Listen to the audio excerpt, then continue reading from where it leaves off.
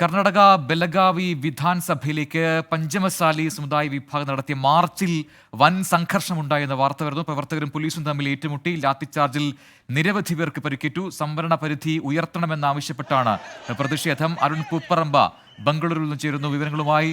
അരുൺ, എപ്പോഴാണ് ഈ പ്രതിഷേധ മാർച്ചുണ്ടായത്? ഇത്രയും വലിയ സംഘർഷത്തിലേക്ക് കാര്യങ്ങൾ നയിച്ചത് എന്താണ്? പ്രജിൻ, കർണാടകയിലെ ലിംഗായത്ത് സമുദായത്തിലെ ഒരു ഉപവിഭാഗമാണ് ഈ പഞ്ചമസാലി എന്ന് പറയുന്ന വിഭാഗം. ഇവരുടെ സംവരണ പരിധി ഉയർത്തണം. നിലവിൽ 5% ഇവരുടെ സംവരണ പരിധി. അത് 15% ഉയർത്തണമെന്ന ആവശ്യം നേരത്തെ തന്നെ ഇവർ ഉന്നയിച്ചിരുന്നു. നിയമപരമായി അവർ സുപ്രീം കോടതിയിൽ ഉൾപ്പെടെ അതിന്റെ കേസ് നിലനിൽക്കുകയും ചെയ്തിട്ടുണ്ട്.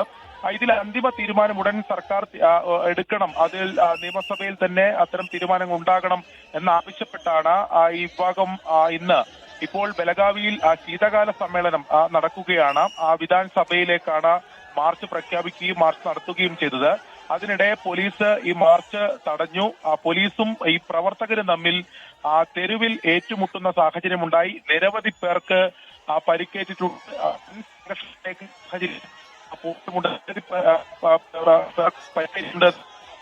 ശരി, അരുൺ പൂപ്പറമ്പയാണ് ബംഗളൂരുവിൽ നിന്നും വിവരങ്ങൾ നൽകി.